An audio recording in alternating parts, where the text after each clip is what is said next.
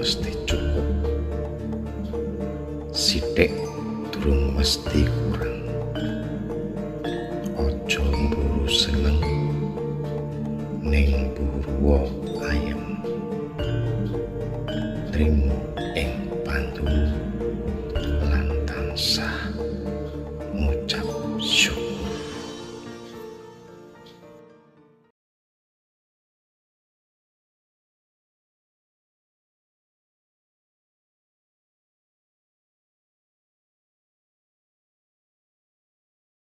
Dan jika 7 kemunculan pertanda ini terjadi, itulah tanda datangnya kehancuran di Nusantara, terutama di Jawa.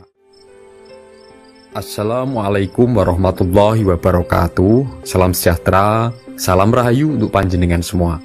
Sedulur, satu hal yang sudah diketahui oleh bangsa asing tetapi sengaja dirahasiakan, yaitu adalah bumi Nusantara terutama Jawa adalah punjer atau pusat peradaban dan pusat spiritual di masa depan, yang itu akan membawa pengaruh besar di seluruh dunia.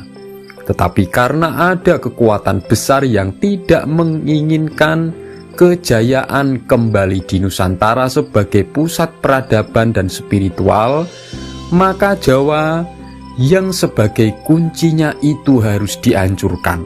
Tetapi tentunya musuh-musuh Jawa yang ingin menghancurkan Jawa, mereka tidaklah lagi terang-terangan menggunakan penjajahan bersenjata lagi seperti zaman dulu, tetapi menggunakan 7 cara yang itu perlahan-lahan akan membuat Jawa itu hancur dengan sendirinya, sehingga kejayaannya sebagai pusat peradaban dunia dan pusat spiritual tidak akan tercapai.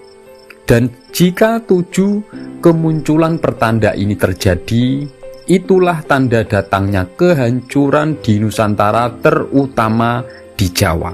Pertama, ngutamake pola tingkah urip, yaitu ketika perilaku masyarakatnya itu sudah berubah semakin lebih mengutamakan gaya hidupnya.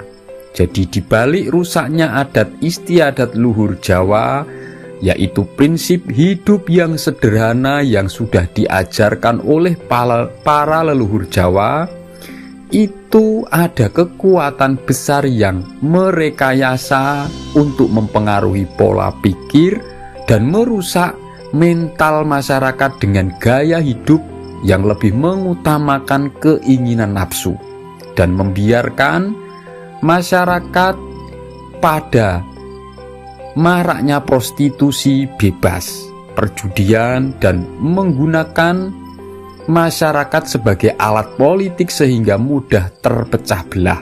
Itu sama saja membiarkan Jawa dan Nusantara ini akan semakin hancur. Yang kedua, meletre, yaitu individu di masyarakat itu semakin menjadi lebih mementingkan diri sendiri atau egois. Orang-orang semakin hari semakin menjadi tidak mau peduli kepada sesama atau kepada orang lain.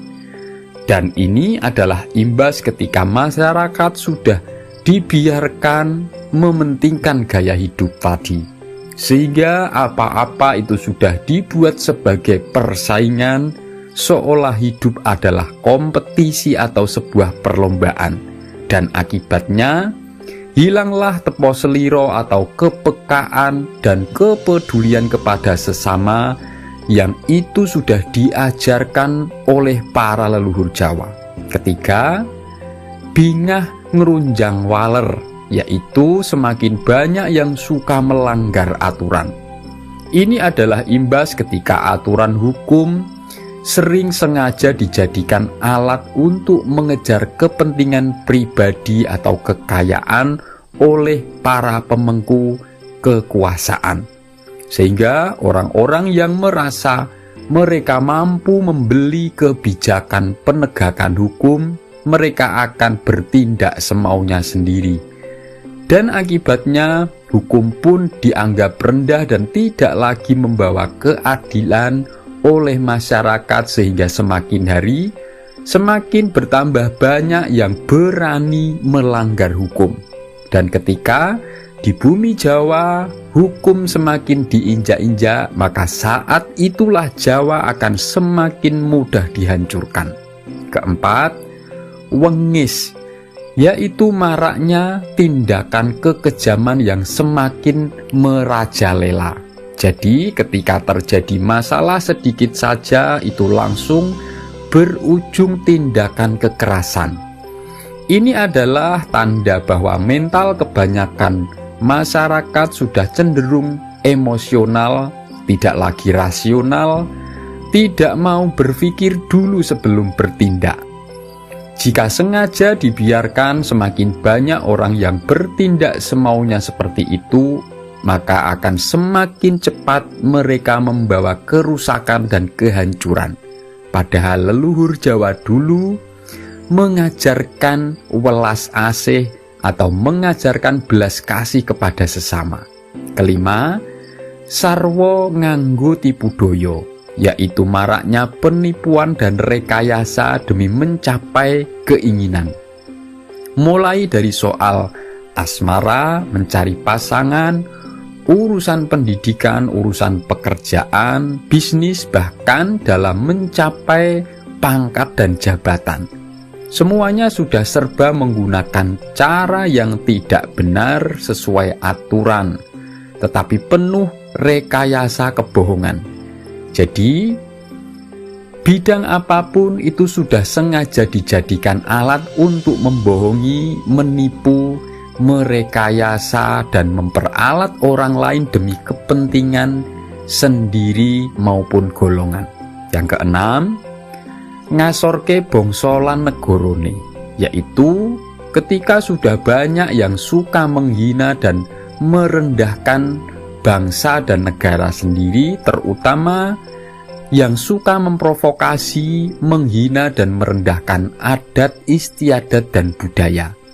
Jika selama ini sering sekali ditemui orang-orang yang suka menghina dan menjelek-jelekkan bangsa dan negaranya sendiri, entah melalui media sosial dan lain-lain, termasuk menjelekkan para pemimpin negara, juga bahkan suka menyerang dan menjelek-jelekkan adat istiadat warisan leluhur Jawa, mereka adalah orang yang dijadikan alat atau diperalat untuk menghasut agar mempercepat kehancuran Jawa yang imbasnya nanti adalah kehancuran bangsa dan negara di Nusantara. Yang ketujuh, gawe bubrahe alam, yaitu semakin hari semakin banyak yang berbuat merusak alam di bumi Nusantara, terutama di Pulau Jawa.